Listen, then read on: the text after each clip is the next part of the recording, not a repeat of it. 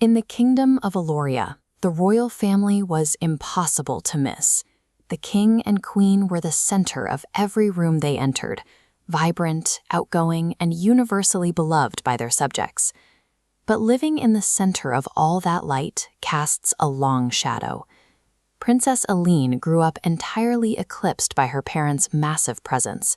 She was so thoroughly pushed to the periphery that the king and queen would routinely forget her name, calling her Ella, or completely overlook her birthday. When the people closest to you act like you aren't there, you start to believe them. Eileen internalized this feeling of absolute insignificance, and soon she was actively pulling away from the world, receding into the corners of the palace where no one would bother to look. This intense isolation acted like a beacon.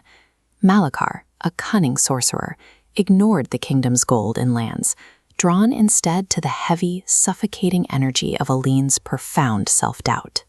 Because Eileen already felt completely unseen, she had zero psychological defenses. Her absolute conviction that she didn't matter made her the ideal host for dark, manipulative magic. Malakar approached Eileen in the shadows with a twisted piece of logic.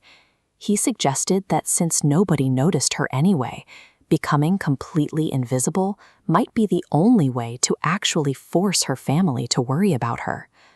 All it took was her verbal agreement, a desperate wish to disappear.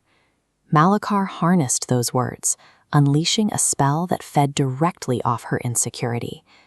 As the mist cleared, Eileen reached for her mother's hand, but her fingers slipped through, as if passing through smoke.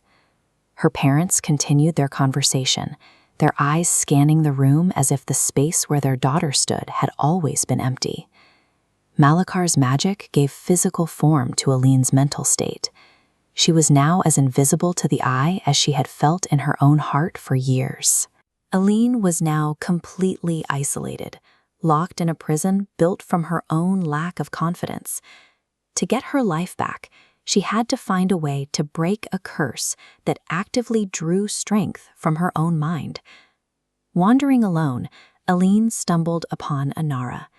She had been a powerful sorceress before Malakar attacked her, turning her invisible and freezing her into solid stone.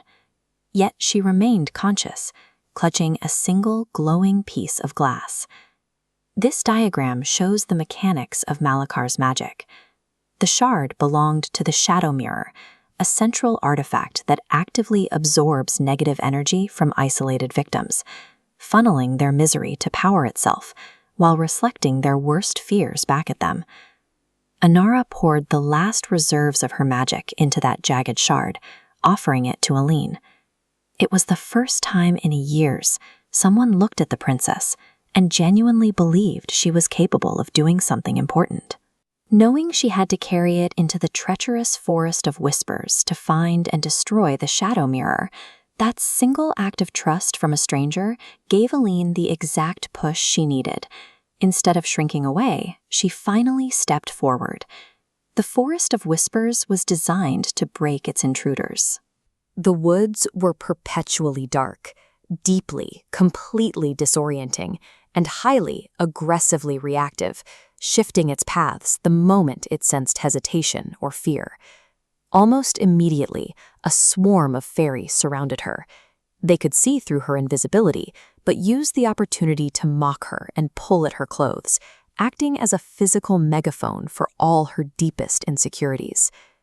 Escaping the fairies, Eileen stumbled into a coven of witches, but instead of attacking her, they offered guidance.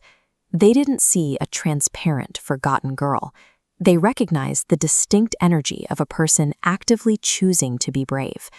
They left her with crucial advice to navigate the woods. A spell can obscure your physical form, but it cannot hide a courageous heart.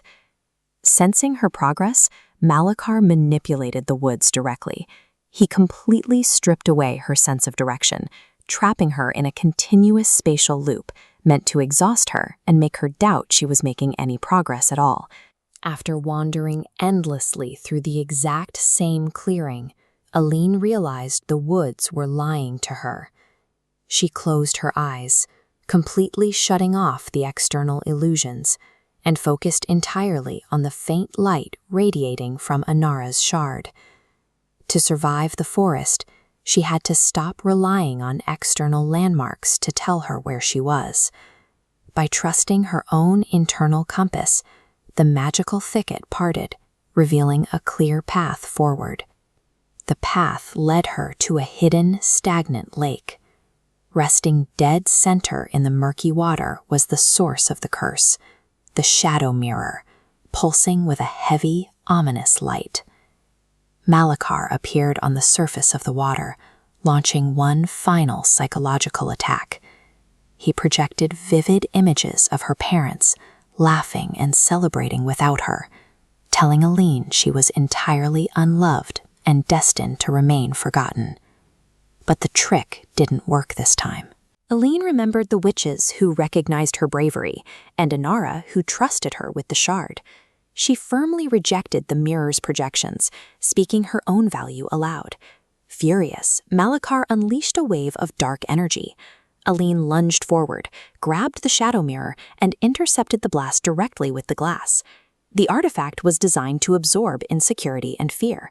When Eileen forced it to confront absolute certainty and self-worth, the mirror couldn't process the contradiction, shattering the glass entirely.